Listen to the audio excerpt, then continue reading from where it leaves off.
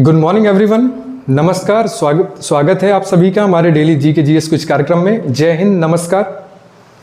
चलिए आज की कक्षा में प्रारंभ करते हैं अब एक नए क्वेश्चंस की एक सीरीज को लेकर के। तो देखिए आज के कक्षा में आज का पहला क्वेश्चन है कि चुनाव आयोग ने किसके साथ मिलकर के मेरा पहला वोट देश के नाम एक अभियान प्रारंभ किया है। ठीक है, आपके सामने ऑप्शन है गृह मंत्रालय, शिक्षा मंत्रालय, पंचायती राज और विदेश मंत्रालय। पूछा आपसे ये जा रहा है कि चुनाव आयोग ने किसके साथ मिलकर के मेरा पहला वोट देश के नाम ये अभियान प्रारंभ किया है। तो प्यारे अभ्यर्थियों, शिक्षा मंत्रालय के साथ। ठीक है, आपका सही उत्तर होगा शिक्षा मंत्रालय के साथ। ठीक है, और अपने पहली जो है तो इसी कार्यक्रम के अंतर्गत हम अपनी पिछली कक्षाओं में भी इस एक क्वेश्चंस को करंट अफेयर में एक मेंशन कर चुके हैं। ठीक है, तो प्यारे अभ्यर्थियों, बात करें चुनाव आयोग ने शिक्षा मंत्रालय के साथ मिलकर के लोकसभा चुनाव को देखते हुए पहली बार जो मतदान कर रहे हैं हमारे युवा छात्र, ठीक है, उनको जागरूक करने के उद्देश्य से 28 फरवरी से लेकर के 6 मार्च तक एक विशेष अभियान चलाया चुनाव आयोग ने शिक्षा मंत्रालय के साथ मिलकर के। ठीक है, ऐसे युवा मतदाता जो कि पहली बार जो है तो लोकतंत्र में भागीदारी मतलब एक भागीदार बनने जा रहे हैं, उसमें हिस्सा ले रहे हैं। ठीक है, तो शिक्षा मंत्रालय के साथ मिलकर के मेरा पहला वोट देश के नाम ये अभियान प्रारंभ किया। ठीक है, बात करते हैं आज के अगले क्वेश्चन की। तो राष्ट्रपति द्रौपदी मुर्मू ने किसे लोकपाल का अध्यक्ष नियुक्त किया है? ठीक है, पिनाकी चंद्र घोष, कपिल सिब्बल, अजय माणिकराव खानविलकर या फिर प्रशांत भूषण। ठीक है, तो प्यारे अभ्यर्थियों, बात करें कि हाल ही में राष्ट्रपति द्रौपदी मुर्मू ने किसे लोकपाल का अध्यक्ष नियुक्त किया है? तो सही उत्तर होगा आपका अजय माणिकराव खानविलकर। अजय माणिकराव खानविलकर ये हैं जिन्हें राष्ट्रपति द्रौपदी मुर्मू ने लोकपाल का अध्यक्ष नियुक्त किया है। राष्ट्रपति द्रौपदी मुर्मू ने सुप्रीम कोर्ट के जो जज थे जस्टिस माणिकराव खानविलकर महोदय को, ठीक है, लोकपाल का अध्यक्ष नियुक्त किया है। ठीक है, इससे पहले की बात करें तो पिछले जो जस्टिस थे आपके, क्या नाम था उनका? पिनाकी चंद्र घोष। ठीक है, तो पिछले जो जस्टिस थे पिनाकी चंद्र घोष, तो पिनाकी चंद्र घोष ने 27 मई 2022 को अपना कार्यकाल पूरा कर लिया था। उनके बाद यह जो पद था लोकपाल के अध्यक्ष का, ये लगभग 2 वर्ष के आसपास, लगभग 2 वर्ष ये रिक्त रहा। ठीक है, अभी हाल ही में द्रौपदी मुर्मू ने अजय माणिकराव खानविलकर महोदय को लोकपाल का नया अध्यक्ष नियुक्त किया है। ठीक है, अगले क्वेश्चन की तरफ चलें। तो यूपी सरकार ने बेहतर आपदा प्रबंधन के लिए किसके साथ समझौता करने का फैसला किया है? IIT Roorkee, IIT Delhi, IIT Mumbai या फिर आईआईटी वाराणसी? आप सभी लोग एक बार सही आंसर करें इसका। जी बिल्कुल, तो देखिए यूपी गवर्नमेंट ने अभी हाल ही में आईआईटी रुड़की के साथ मिलकर के डिजास्टर मैनेजमेंट से निपटने के लिए, उनके तौर तरीकों को जानने और समझने के लिए आईआईटी रुड़की के साथ एक विशेष प्रकार के समझौता ज्ञापन पर हस्ताक्षर किए। ठीक है, तो सही उत्तर है आपका आईआईटी रुड़की। ठीक है, तो आईआईटी रुड़की के साथ मिलकर के एक समझौता ज्ञापन पर हस्ताक्षर किए। ठीक है, इसका उद्देश्य है कि आपदा आने से पहले जो हताहतों की संख्या है उस हताहतों की संख्या को कम करने और लोगों को सुरक्षित स्थानों पर स्थानांतरित करने के लिए जो डिजास्टर मैनेजमेंट जो सिस्टम है उसके साथ एक करार किया गया। ठीक है, यूपी सरकार का किससे? आपके आईआईटी रुड़की के साथ। ठीक है, अगले क्वेश्चन को ध्यान दें। तो यूनाइटेड वर्ल्ड रेसलिंग ने हाल ही में किस देश के रेसलिंग फेडरेशन का निलंबन रद्द कर दिया है? भारत, पाकिस्तान, श्रीलंका या फिर मलेशिया? यूनाइटेड वर्ल्ड जो रेसलिंग है अभी हाल ही में किस देश के रेसलिंग फेडरेशन का जो सस्पेंशन था उसको क्या किया है? रद्द किया है। ठीक है, तो आपका सही उत्तर होगा भारत। ठीक है, सही आंसर होगा आपका भारत। देखिए वर्ल्ड फेडरेशन ऑफ इंडिया मतलब कि world wrestling federation of India जो है, ठीक है, इसके तहत अगर देखें तो इसे WI के नाम से जानते हैं। तो WI का जो निलंबन था वो सरकार वो आपके जो विश्व कुश्ती महासंघ है, विश्व कुश्ती महासंघ ने इसको क्या कर दिया था? इसके निलंबन को रद्द कर दिया। क्योंकि देखिए जो भारतीय जो कुश्ती महासंघ है, भारतीय कुश्ती महासंघ ने तय समय के मतलब के अंतराल में अपने चुनाव नहीं करवा पाए थे ये लोग। ठीक है, तो जब भारतीय कुश्ती महासंघ ने अपना चुनाव नहीं करवा पाए ये लोग समय से, ठीक है, तो इसको रद्द कर दिया गया, इसका निलंबन कर दिया गया। ठीक है, लेकिन WFI ने इसको हाल ही में तत्काल समय से इनका जो निलंबन था उसको रोक दिया है, यानी उस पर रोक लगा दी है भारतीय कुश्ती महासंघ। ठीक है, अगले नंबर पे चले। समाचारों में रहा दारोजी स्लॉथ भालू अभयारण्य किस राज्य में स्थित है? समाचारों में रहा दारोजी स्लॉथ भालू अभयारण्य किस राज्य में स्थित है? मध्य प्रदेश, कर्नाटक, तमिलनाडु या फिर केरल?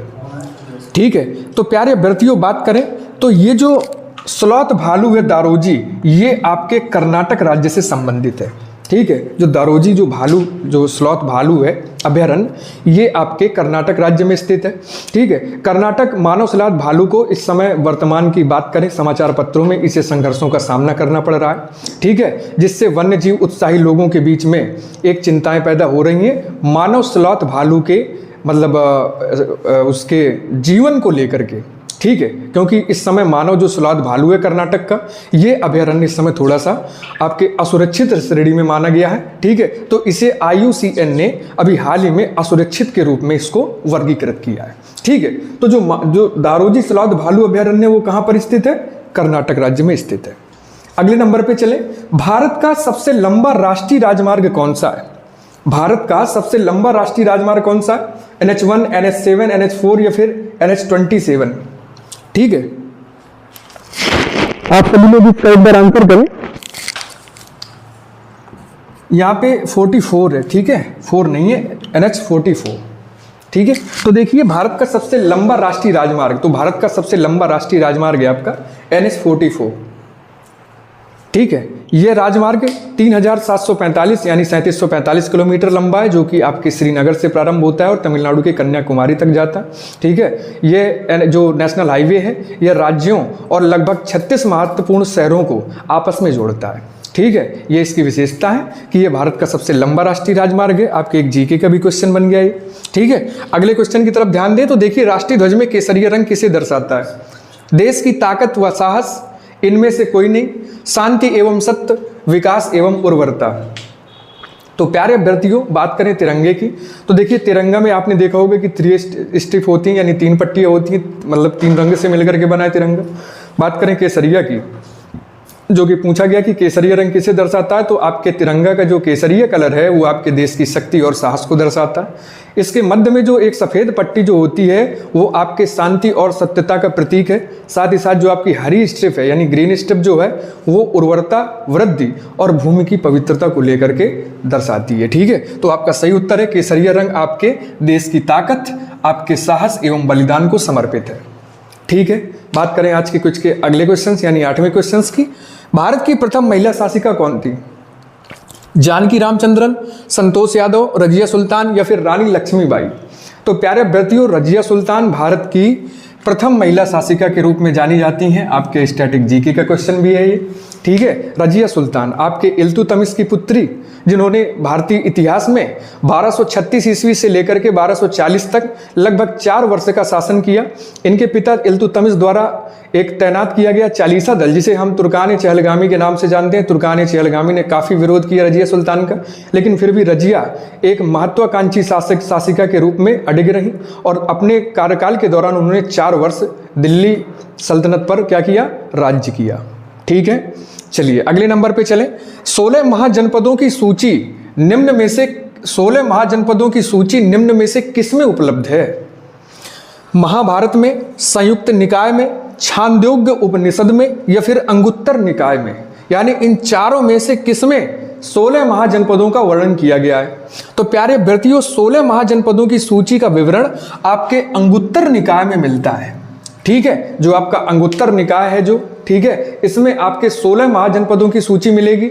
बात करें 16 महाजनपदों की तो आपका वत्स, मगध, कंबोज, कुरु, काशी, पांचाल, अंग, मत्स्य, ठीक है, अस्मक, वज्जी, अवंती, चेदी, सूरसेन, गांधार, कौशल और मल्ल। ठीक है, ये आपके 16 महाजनपद हैं। ठीक है, जिनका वर्णन आपके अंगुत्तर निकाय में मिलता है। चलिए अगले नंबर पे चलें तो देखिए प्रथम तीर्थंकर ऋषभनाथ और अंतिम तीर्थंकर महावीर के जो प्रतीक हैं वो कौन से थे? एक सीक्वेंस में पूछा गया है, वृषभ और हाथी, सिंह और सर्प, चंद्रमा और मछली, वृषभ और सिंह।